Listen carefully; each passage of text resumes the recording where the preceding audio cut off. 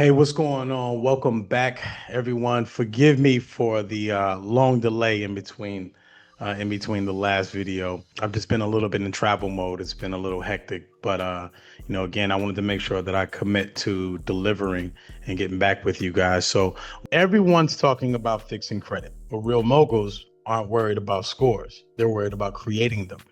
Today, we're breaking down what it really means to be a creditor and why data furnishing is only one part of that formula. You guys stick around, it's going to be a good one. Like, share, subscribe, and I see you on the other side.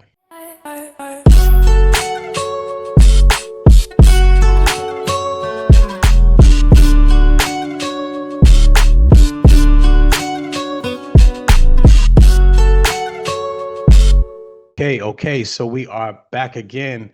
Listen, I'm doing a bit of a follow-up from the original video about data furnishing that I put up a couple months ago. And again, I want to say thank you to everyone that has reached out to me.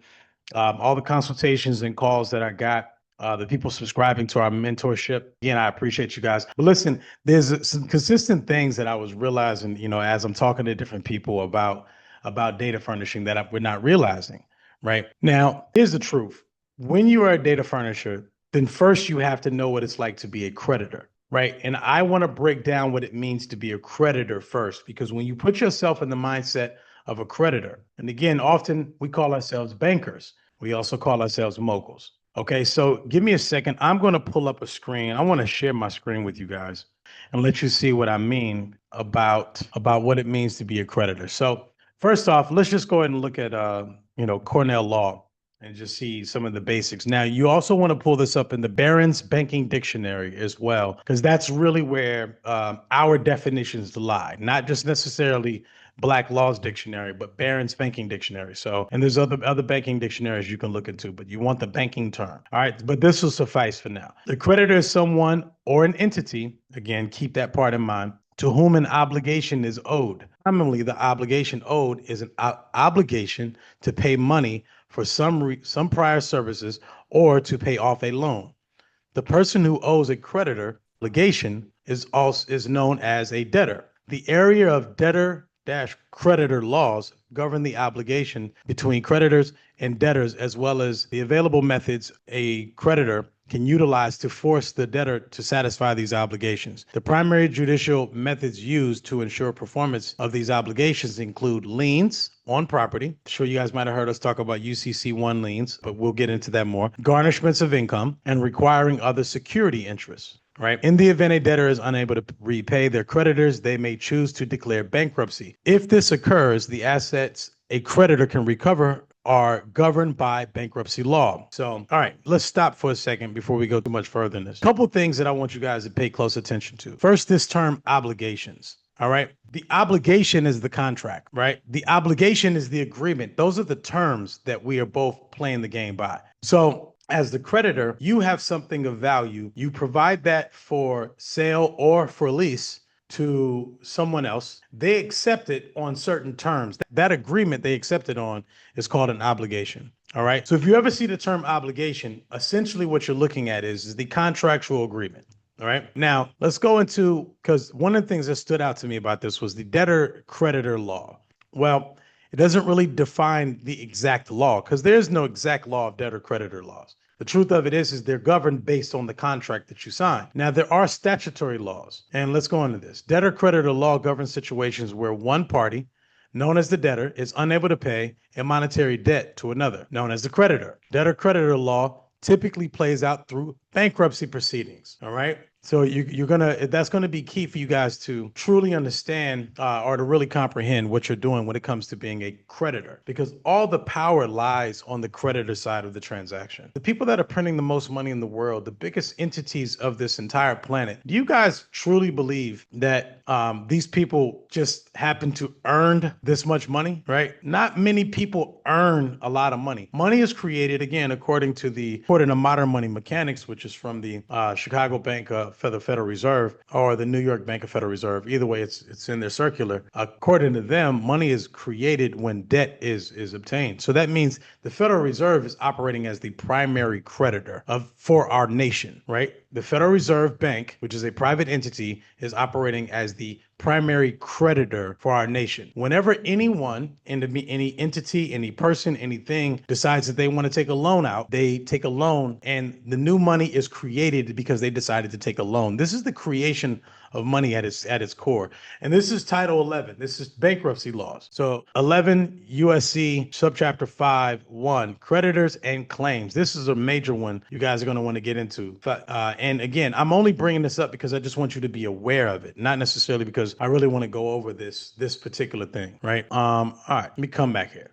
All right, so listen. The reality of it is that a creditor is a financial institution that gives something of value in exchange for a promise to pay. So what are some of the things of value? It could be cash. I think that's the obvious thing. We always think of a creditor being a bank who can give us cash, right? But it could be a leaseholder, if you want to give away equipment, vehicles, subscription provider. If you have digital services that you want to give and have someone pay you later, then again, that deems you to be a creditor, because as long as you have the agreements and the financial instruments, because that's what those agreements are, those obligations that you guys are creating and establishing with the debtors, those are called financial instruments, and those could be monetized. Well, we'll get into that later on. What makes you a creditor is the contractual agreement, aka the note, the promissory note, the same little promissory note that you guys are carrying around as US dollars that you believe is so valuable that actually holds zero value whatsoever. It's called a note. It's a promise to pay, right? And that promise to pay is based on the full faith and credit of the United States government, okay? All right, I don't want to lose you guys in this video. I'm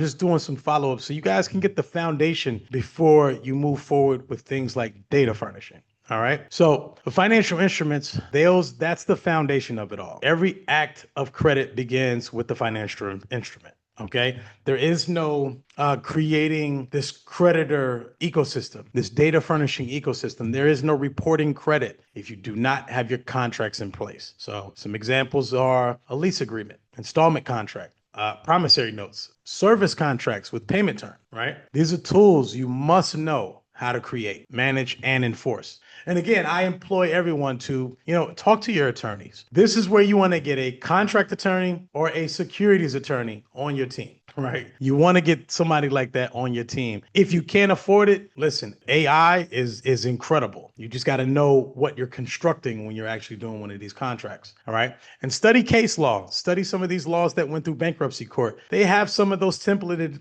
layouts of some of those contracts, things that worked and things that didn't work, right? So go and do some case law work and you'll find some contracts that were used and were successfully enforced in bankruptcy that you can then apply to your business model. That's just another jewel I'm throwing out to you guys, all right? So data furnishing is a powerful tool. Very, very powerful tool. Once you carry the note, you can report performance. That's really what it's about. You carry and create the note. Carrying the note means that you're the one holding on to the file. You made an agreement, you signed the agreement with the debtor in whatever aspect it is, and then you decided to carry that note. But you're the creditor because you're the one carrying the note. You're the one holding on to the note, right? Data furnishing, it's like a complex driven system. It's used to report timely and late payments. Late payments, timely payments. You can report utilization, balance, overall thing. It kind of reinforces authority and leverage negotiations. And what it helps really is when you're able to report this information, it's just a method, honestly, keep people honest, right? You just kind of keep everybody honest. If your performance is piss poor with me, then I'll just report it to the credit reporting agencies, and it's going to make your life a living hell as a debtor to go borrow more money or to go get more funding or whatever the case may be. But again, like I said, we are creditors, we are bankers, we are moguls. So we are the ones furnishing and supplying that data, right? That's what data furnishing is for. Remember, you are a creditor first, a data furnisher second, right? So where do you report? Well, to the credit reporting agencies. Everybody calls them credit bureaus. The only actual credit bureau is the Consumer Financial Protection Bureau. Let's be very clear. If you go to the Fair Credit Reporting Act and you look up the definition of bureau, it says Consumer Financial Protection Bureau. It does not say TransUnion, Equifax, or Experian. It does not say their names. So as a creditor, you start realizing, identifying the difference in things like that. You start seeing, they're not actually a bureau. The only bureau is the government agency. These guys are actual agencies, private agencies that are housing information. They play a vital role, right? They play a very vital role, but just know what their role actually is. So platforms on the business side like Dun & Bradstreet, Equifax Business, Experian Business, SPFE, and private vendors. Yeah, I mean, there's a few others, but we'll get into those. So, and here's what I said. When you think of the why, like, why are we doing this? The real play is we are moving ourselves from the debtor position to the creditor position. And if you go back to the bankruptcy laws, Fair Credit Reporting Act, if you go to Fair Debt Collection Practices Act, if you go to several other laws, Money Transfers Act,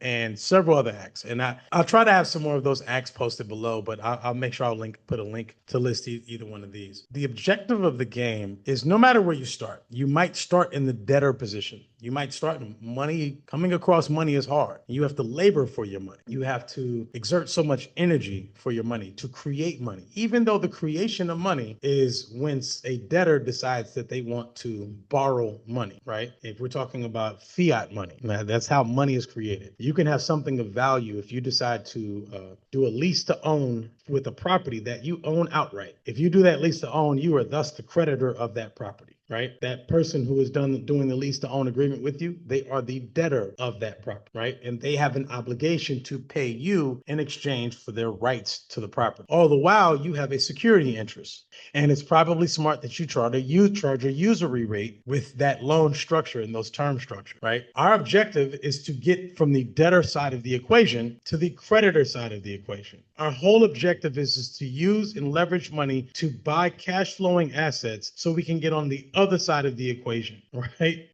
We do not want to make this whole entire game into rocket science. Your objective is to get on this side of the equation. When you're on this side of the equation, you are in the position of power, period, point blank. When you're and that is because of the type of financial system that we have in today's world. It has been like this since 1933, all right? Franklin D. Roosevelt came into office. The New Deal got implemented and our entire financial ecosystem changed. We are not backed by gold. We are not backed by any precious metals. We are backed by credit, okay? Now, how you utilize credit is going to be totally up to you. But what I want to do is I just want to expose to you guys some of the tools that creditors use. Most people try to hack the credit system to look good as a borrower. It looks good. Took a loan out on that Mercedes, that BMW. Took a loan out on that, right? Why weren't you the one giving the loan on it? I want your mind to start to shift, to think to yourself, why did I take a loan out to buy jewelry when I could have just simply been the jeweler? Why did I take a loan out to buy a car when I could have simply been the dealership, right? So when you create the contract, the financial contract, when you issue them to others and you report the results, right? This is the foundation of banking. And now you can do it too, right? And we're here to help you. If you are truly ready for the step-by-step into lender assets, into the lender seat, and you want to see the inside of data furnishing, I have finally compiled a course, a community called the Mogul Maker Academy, the actual course for data furnishing and all knowledge creditor. We will be doing that very soon. Do not want to announce it on this page just yet, but I will follow up with you guys. I'm going to provide you guys the links. If you want to schedule a consultation with me, feel free, reach out. Listen, again, I said this in my other video. I want to build a community with you guys. I want to build an ecosystem. The idea of this ecosystem is that we want to become the very banks that are reporting on us. And why not we report on one another? Why not we control the narrative, right? Who cares if there's,